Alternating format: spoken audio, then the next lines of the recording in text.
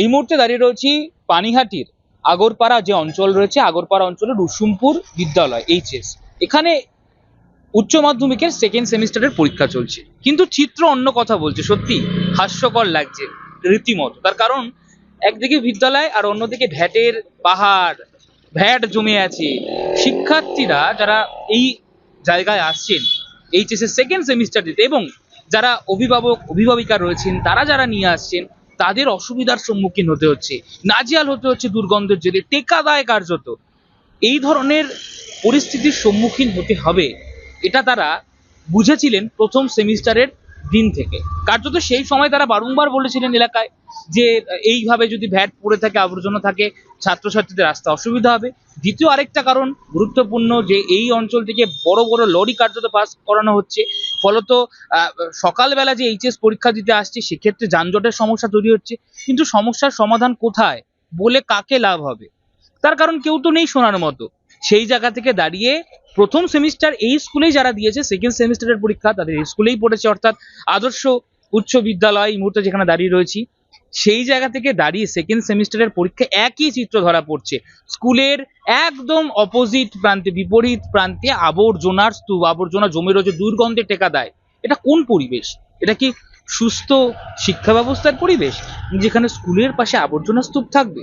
এই বিষয়ে প্রশাসনকে তীব্র কটাক্ষ করেছেন রাজ্যের বিরোধী দল বিজেপি, এবং প্রশ্ন উঠতে আরম্ভ করেছে, যদি এই ধরনের পরিস্থিতি তৈরি হয় তাহলে ভাবুন, আজকে প্রথম পরীক্ষা এইচএস এর সেকেন্ড সেমিস্টারের প্রথম পরীক্ষা, তাহলে বাদ বাকি দিন যে পড়ুয়ারা এই রাস্তা দিয়ে আসবেন তখন তাদের কি অসুবিধার সম্মুখীন হতে হবে?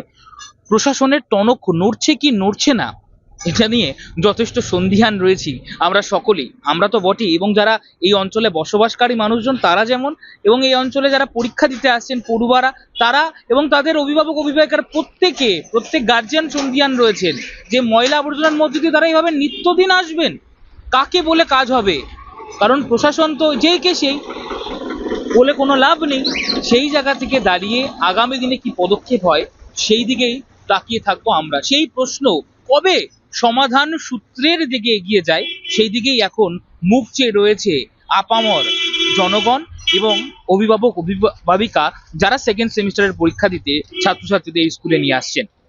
খুবই বাজে জায়গায়, মানে আগের বারেও থার্ড সেমিস্টারে এসেছিলাম, তখনও এত নোংরা ছিল, এখনো সেই একই।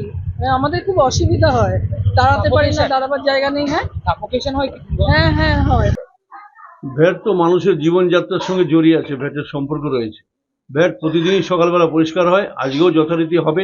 অলরেডি গাড়ি এসে গেছে, জেসিবি এবং ডাম্পার এসে গেছে, তুলে নিয়ে চলে যাবে। বলছি যে পরীক্ষা তো দিতে এসে ছাত্রছাত্রীদের অসুবিধা হলো, সেই অসুবিধাটা কিভাবে মেটাবে? অসুবিধা কিছু হয়নি, ভ্যাট এক ধারে আছে, রাস্তা প্রশস্ত চওড়া, 30 ফুট চওড়া রাস্তা আছে, তার অপোজিটে রয়েছে ভ্যাট।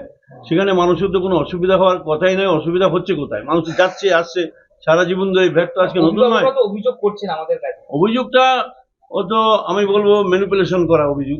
শিক্ষিত অসভ্য বর্বরের দল, ওদের কিছু পরিকল্পনা নেই। ছাত্রছাত্রীরা গার্জেনরা এখানে স্কুলে পরীক্ষা দিতে আসছে, তারপরে এখানে আবর্জনাটা পরিষ্কার করার মতন ন্যূনতম ওদের পরিকল্পনা নেই।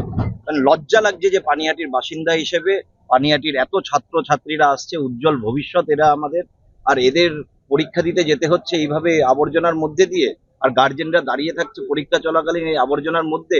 এটা যেন দ্রুততম পরিষ্কার করা হয়।